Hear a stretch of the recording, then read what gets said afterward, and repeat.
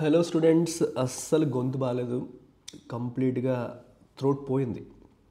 దానివల్ల అసలు మాట్లాడితే చాలా దగ్గు వచ్చేస్తుంది. అందుకే ఎడిటోరియల్ చేయలేకపోతున్నాను. సో ఇవాళ కొంచెం ఓపిక కూడగొట్టుకొని I'm trying to do editorial. So before that మీ అందరికీ ఒక శుభవార్త. బడ్జెట్ కన్స్టెంట్స్ వల్ల యూపీఎస్సీ ప్రిపేర్ అవ్వలేకపోతున్నామన్న మాట ఇంకా రాదు. మీరు కనీ విని ఎరుగని రీతిలో కేవలం 12,000 రూపాయలకి మీరు అడుగుతారు, అసలు యూపీఎస్సీ చెప్తున్నారా ఇంకేమైనా చెప్తున్నారని. Same UPSC classes live and recorded ఫార్మాట్లో ప్రిలిమ్స్ కమ్ మెయిన్స్ జిఎస్ మొత్తం కవర్ చేస్తున్న క్లాసెస్ 12,000 రూపీస్ ఆప్షన్ ఇప్పుడు మీకు క్రియేట్ చేసాం. సో ఈ ఆప్షన్ వినియోగించుకోండి. 12,000 రూపాయలకి కంప్లీట్గా మీకు సిలబస్ ప్రాపర్గా మన ఎల్టెక్స్లో ఎలా చెప్తామో మీకు తెలుసు. In depth coverage live classes అమ్మా. ఎప్పుడో పాత క్లాసులు ఇచ్చేయడం కాదు, అప్డేటెడ్ కంటెంట్ని దృష్టిలో పెట్టుకొని లైవ్ క్లాసెస్. యాప్ డౌన్లోడ్ చేసుకోండి. డెమో కావాలంటే చెక్ చేయండి. ఇంకేమైనా డౌట్స్ ఉంటే ఈ నెంబర్కి మీరు కాంటాక్ట్ చేయండి. ఇది 31 జనవరి వరకు మాత్రమే ఉన్న ఆఫర్. తర్వాత ఇది ఎక్స్టెండ్ అవుతుంది అని నేను చెప్పలేను. సో కాబట్టి వినియోగించుకోండి బిఫోర్ 31 జనవరి. Take care. Okay, look at the title of today's editorial, inaugural drama. Inaugural అంటే బిగినింగ్, ప్రారంభం. Donald Trump is living up to his threats and promises. So ఆయన ఏమైతే థ్రెట్స్ ఎలక్షన్ ప్రచారంలో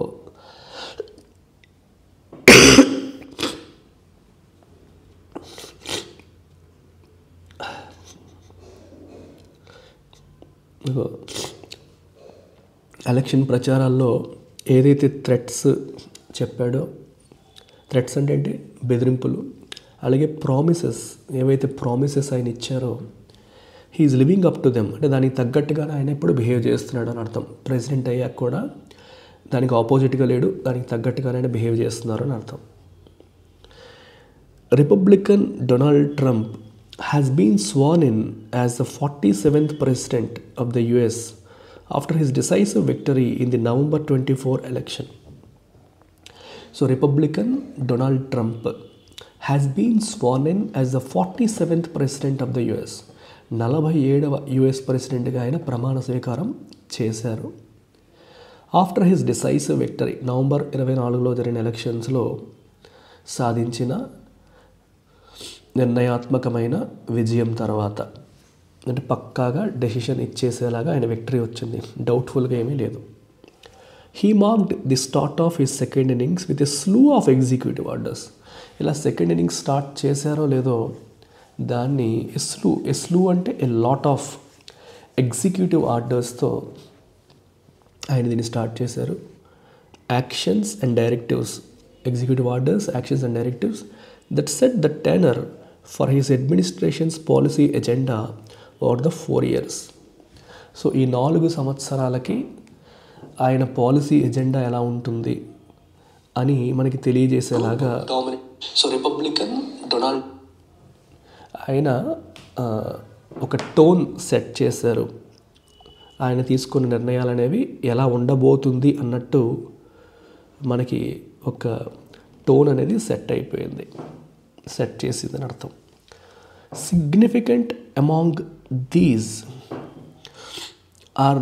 are the nearly 1,600 pardons issued to those prosecuted for their role in the riot at the US Capitol in 2021.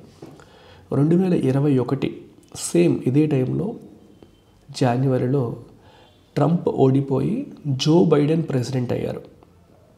ఆ టైంలో ఈ US క్యాపిటాల్ hill దగ్గర చాలామంది riots అంటే హింస, అల్లర్లు చేశారు. సో వాళ్ళందరిపైన కేసులు పడ్డాయి, వాళ్ళని జైల్లో పెట్టారు. ట్రంప్ ప్రెసిడెంట్ అవ్వగానే వాళ్ళందరికీ కూడా పార్డన్స్ ఇష్యూ చేసేసారు. ప్రెసిడెంట్స్కి మన ఇండియాలో ఉన్నట్టే అక్కడ అమెరికన్ ప్రెసిడెంట్ కూడా పార్డనింగ్ పవర్ అనేది ఉంది. దాన్ని ఇష్టం వచ్చినట్టు అబ్యూస్ చేస్తున్నారు ఈవెన్ ఇన్ యుఎస్. వాళ్ళందరికీ కూడా పార్డన్ చేయడం అనేది జరిగింది. The USS exit from the Paris climate agreement,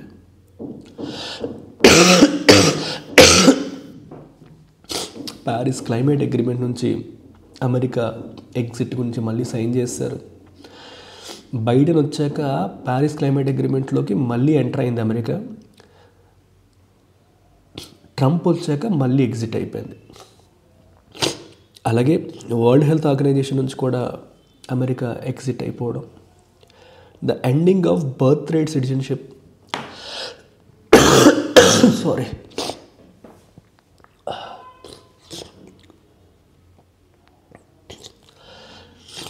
struggling అమ్మా. జాతిరత్నాల మూవీలో ఒక డైలాగ్ ఉంటుంది, మీరు ఏం చేస్తారంటే ఐఎమ్ స్ట్రగ్లింగ్ అంటారు, నువ్వేంటంటే నేను కూడా స్ట్రగ్లింగ్ అంటారు కదా, అలా ఉంది నా పరిస్థితి. నేను ఏం చేస్తానంటే ఎడిటోరియల్ చెప్తున్నట్లేదు, ఐఎమ్ స్ట్రగ్లింగ్.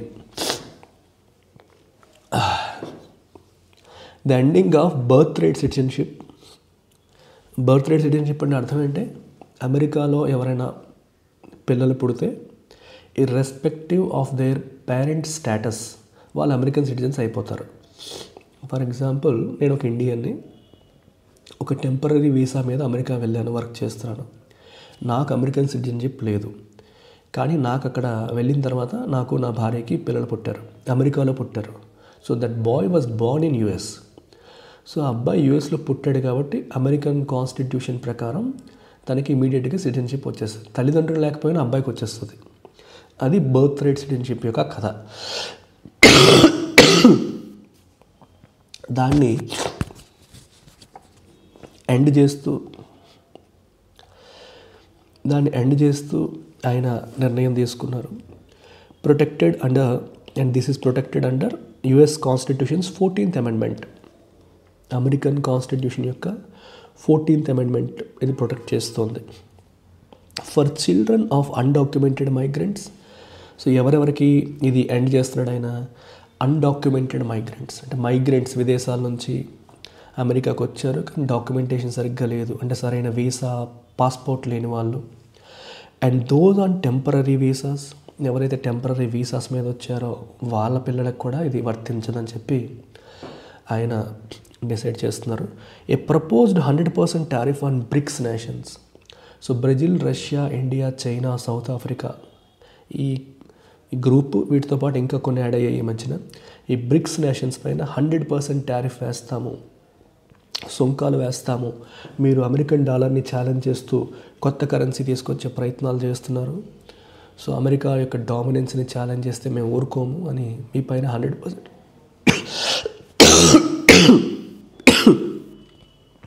టారిఫ్ వేస్తానని చెప్పి ఆయన ప్రయత్నం చేయడం జరుగుతుంది. Both of which could impact Indians considerably. ఈ రెండు కూడా ఇండియన్స్ని కన్సిడరబుల్గా ఇంపాక్ట్ చేసే అవకాశం ఉంటుంది. And 25% tariff on Canada and Mexico from February 1 నుంచి కెనడా మరియు మెక్సికో బార్డర్ కంట్రీస్ వాళ్ళపైన 25% టారిఫ్ వేయాలని కూడా నిర్ణయించుకున్నారు.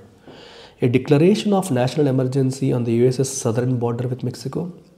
మెక్సికోతో యుఎస్కు ఉన్న సదరన్ బార్డర్లో నేషనల్ ఎమర్జెన్సీని డిక్లేర్ చేశారు. And reversing 78 executive orders and memoranda of his predecessor Joe Biden. Joe Biden ఇచ్చిన 78 ఆర్డర్స్ని వాటిని రివర్స్ చేసేసాడు ఆయన. Tughlaq, American version of Tughlaq. Predecessor అంటే ఎవరమ్మా? దీనికంటే ముందున్నవాడిని ప్రీడెసెసర్ అంటారు. So this man is American version of Tughlaq. Striking optics of Mr. Trump's swearing in was the positioning of tech bosses Elon Musk, Jeff Bezos, Sundar Pichai and Mark Zuckerberg, prompting speculation on whether the incoming administration would have shades of a de facto oligarchy. So Trump యొక్క స్వేరింగ్ in, ప్రమాణ స్వీకారాన్ని మీరు ఒకసారి గమనిస్తే దాని యొక్క striking optics అంటే what you see is optics కదా, కనిపించేది అని అర్థం. ఏం కనిపిస్తుందంటే అందులో స్ట్రైకింగ్ ఫీచర్ ఏంటంటే positioning of tech bosses. Elon Musk మనకి టెస్లా హెడ్ అతను, Jeff Bezos Amazon head, Sundar Pichai Google CEO, Mark Zuckerberg Meta CEO. So వీళ్ళు నలుగురు, మెటా ఫౌండర్ సీఈఓ, వీళ్ళు నలుగురు కూడా మనకి అక్కడ కనిపించారు.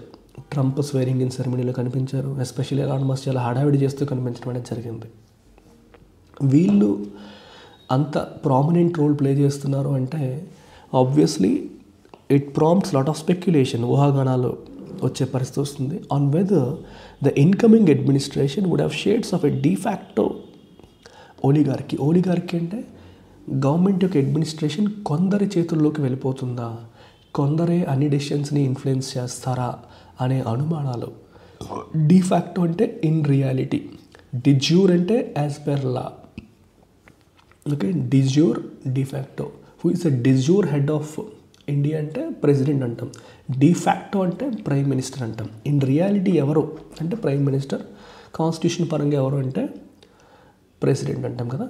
సో ఇన్ రియాలిటీ అమెరికాలో కూడా ఇప్పుడు ఓలిగార్కీ అంటే power in the hands of a few, administration in the hands of a few, A group of people మొత్తం కంట్రోల్ చేసే పరిస్థితికి వెళ్తుందా అనే అనుమానాలు కూడా వస్తున్నాయి, స్పెక్యులేషన్స్ వస్తున్నాయి. And Mr. Musk, who is heading the new government's efforts to reduce waste and inefficiencies, giving a crowd what appeared to resemble a Nazi salute. So Elon Musk కూడా ఆయన కొత్త గవర్నమెంట్ యొక్క వేస్ట్ రిడక్షన్ మరియు inefficiency reduction ఎఫర్ట్స్ని ఆయన head చేస్తున్నాడు, అంటే గవర్నమెంట్లో ఆయన భాగం అయ్యారు. Giving a crowd what appeared to resemble a Nazi salute. Indian సిస్టమ్కి అమెరికన్ సిస్టమ్కి కొన్ని చాలా ఎక్కువ డిఫరెన్సెస్ ఉంటాయి. ఇండియాలో మినిస్టర్స్ అంటాం కదా, అక్కడ సెక్రటరీస్ అంటాం, సెక్రటరీస్ అని చెప్పి అంటారు అమెరికాలో. మన మినిస్టర్స్కి ఈక్వలెంట్ వాళ్ళు. ఇక్కడ మినిస్టర్స్ అందరూ కూడా ఎంపీస్ అయి ఉండాలి. సెక్రటరీస్ నీడ్ నాట్ బి, వాళ్ళు need not be part of legislature, వాళ్ళు లెజిస్లేచర్లో భాగం అవ్వాల్సిన అవసరమే లేదు. సెక్రటరీ అంటే పర్సనల్ సెక్రటరీలా కాదమ్మా, ఈక్వలెంట్ టు మినిస్టర్ అలా పెట్టుకోండి. సో డిఫెన్స్ సెక్రటరీ, సో అలా సెక్రటరీ ఆఫ్ స్టేట్ ఇలా అంటారు. అయితే ఈ సెక్రటరీస్ని ఎవరు చూజ్ చేసుకుంటారంటే ప్రెసిడెంటే. So the American president chooses his secretaries. Secretaries అంటే డిఫరెంట్ మినిస్ట్రీస్కి హెడ్స్ అనమాట, అంటే మన ఇండియన్ కాంటెక్స్లో మినిస్టర్స్ లాగా. సో అందులో అది ఎవరైనా ఉండొచ్చు, ఒక టీచర్ కావచ్చు, ఒక డాక్టర్ కావచ్చు, ఒక టెక్ సీఈఓ కావచ్చు, ఎవరైనా కావచ్చు. సో ఎలాన్ మస్క్ని తీసుకొచ్చి, ఎలాన్ మస్క్ ఎలక్షన్స్లో పోటీ చేయకపోయినప్పటికీ ఎలాన్ మస్క్ని తీసుకొచ్చి నేను ఒక డిపార్ట్మెంట్ హెడ్ చేయాలంటే చేసేయచ్చు, ఒక మినిస్టర్ని చేసేయచ్చు, ట్రంప్ చేసేయచ్చు. అది ఎవరు డిసైడ్ చేస్తారో ఓన్లీ ట్రంప్. సో అమెరికన్ ప్రెసిడెంట్కి అన్ని పవర్స్ ఉంటాయి. సో ఎవరిని తీసుకొచ్చి ఏ మినిస్ట్రీలోనే పెట్టేసుకోవచ్చు, has so much power.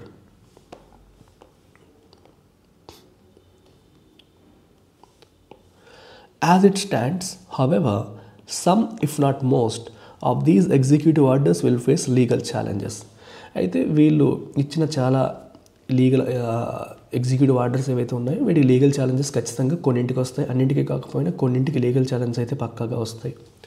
The attempted reading down of the 14th Amendment has already been challenged in court. Reading down అంటే ఏంటమ్మా క్యాన్సిలేషన్, రీడ్ డౌన్ అంటే క్యాన్సిల్ చేయడం. 14th Amendment birth rate citizenship ఇస్తుంది, దాన్ని ఆయన క్యాన్సిల్ చేయడానికి ట్రై చేస్తున్నారు. So అది ఆల్రెడీ కోర్టులో ఛాలెంజ్ చేయడం అనేది జరిగింది. అమెరికన్ సుప్రీం కోర్టులో ఆల్రెడీ దాన్ని ఛాలెంజ్ చేయడం అనేది జరిగిందనమాట.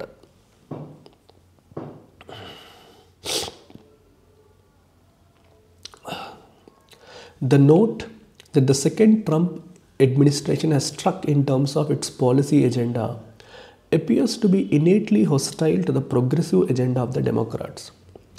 So Democrats యొక్క progressive agendaకి ఇది కంప్లీట్గా ఆపోజిట్గా ఉన్నట్టుగా కనిపిస్తుంది. హోస్టైల్ అంటే శత్రుత్వం, అన్ఫ్రెండ్లీ, ఇన్నెట్లీ అంటే న్యాచురల్లీ, ఇంటర్నల్లీ అంటే బై డిఫాల్ట్ అన్నట్టు.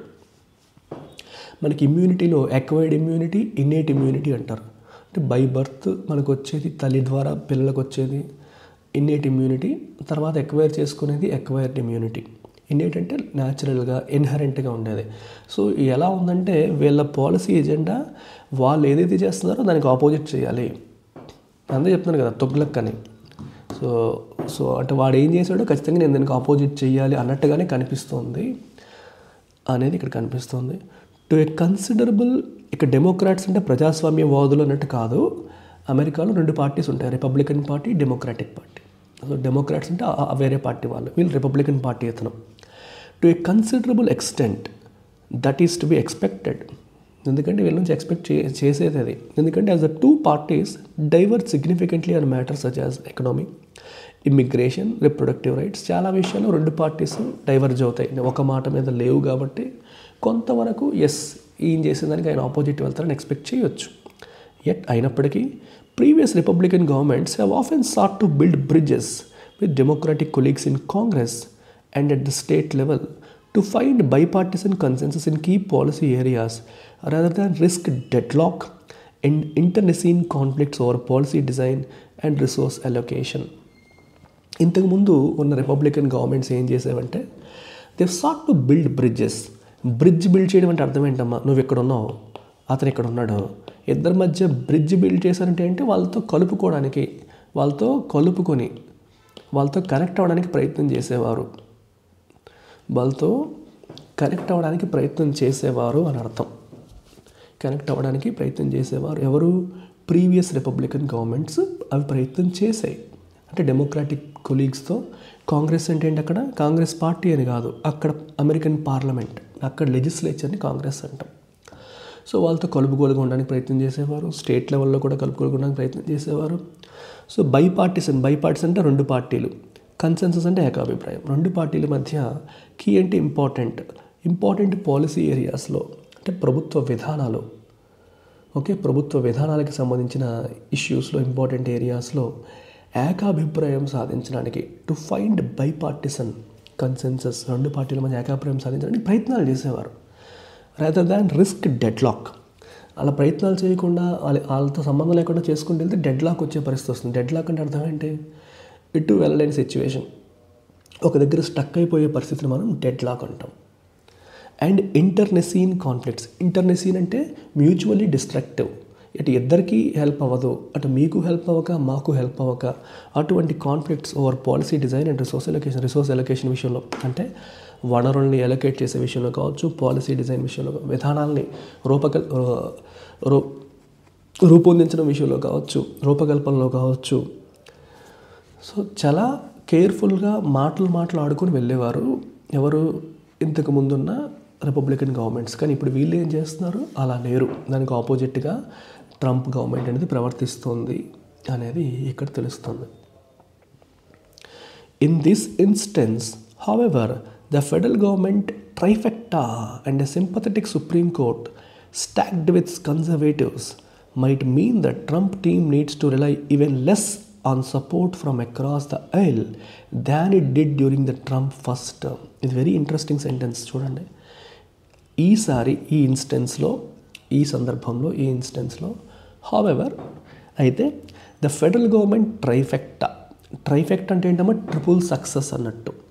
ట్రిపుల్ సక్సెస్ అంటే మీనింగ్ ఏంటి, ఇక్కడ అమెరికాలో అటు ఎగ్జిక్యూటివ్ ఉంది, legislature, judiciary.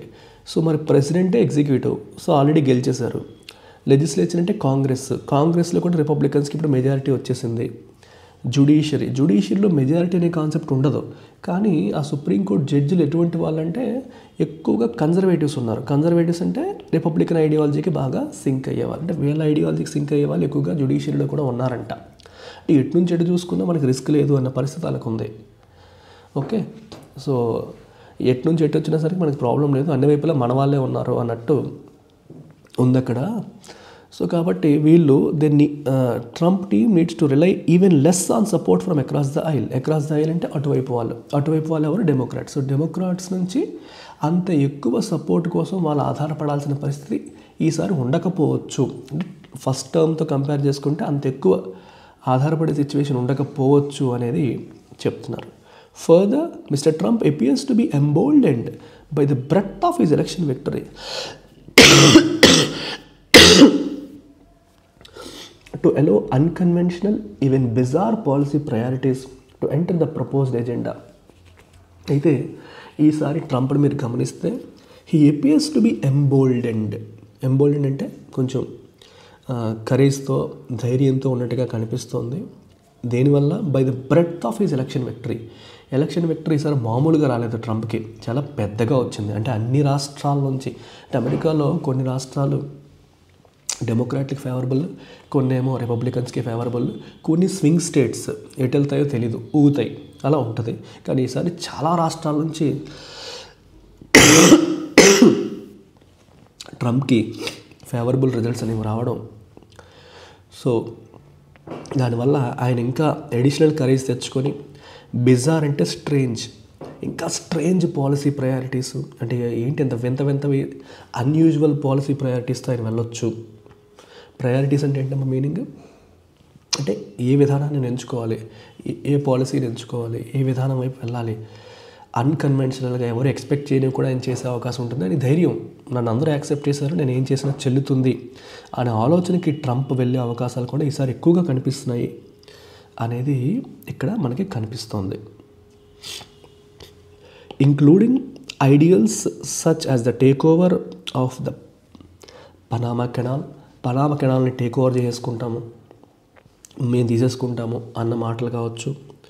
The recognition of transgender rights, ట్రాన్స్జెండర్కి రైట్స్ ఇంకా ఇవ్వము, అంటే ఇంకా ఆడ మగ అంతే, అంటే LGBTQIA+ సెగ్మెంట్ ఇంకా దీనివల్ల నష్టపోయే పరిస్థితి కనిపిస్తుంది, వాళ్ళకి ఎటువంటి రైట్స్ ఇవ్వమని చెప్పేసి అంటున్నారు.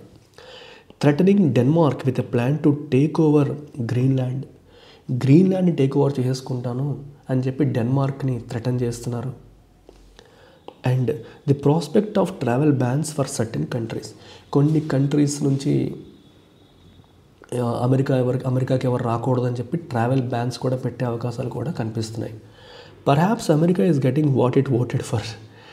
మరి నువ్వు కోరి తెచ్చుకున్నావు, నువ్వు తెచ్చుకున్న దానికి అనుభవించు రాజా అన్నట్టు ఉంది, ఇప్పుడు అనుభవించండి అన్నట్టు మనకి కనిపిస్తుంది. సో ఇది సిచ్యువేషన్ అమ్మా. ఇవాళకి ఇక్కడికి క్లోజ్ చేస్తాను. So I don't want to risk it further, రేపు కంటిన్యూ చేద్దాం. అలాగే mentorship programme is available from me directly. So 1-on-1 mentorship, ఎవరికైనా సరే పర్సనల్ గైడెన్స్ కావాలి యూపీఎస్సీ ప్రిపరేషన్లో, ప్రతి స్టెప్లో మీకు చేదోడు వాదోడుగా ఉండాలి అనుకుంటే ఈ మెంటర్షిప్ ప్రోగ్రామ్ అందుబాటులో ఉంది. ఇది మీరు యూపీఎస్సీ క్రాక్ చేసేంత వరకు కూడా మీకు వ్యాలిడిటీ అనేది ఉంటుంది. సో ఇది స్వయంగా నేనే ప్రొవైడ్ చేస్తాను. The fee for this is 10,000 rupees. It comes with lifetime validity.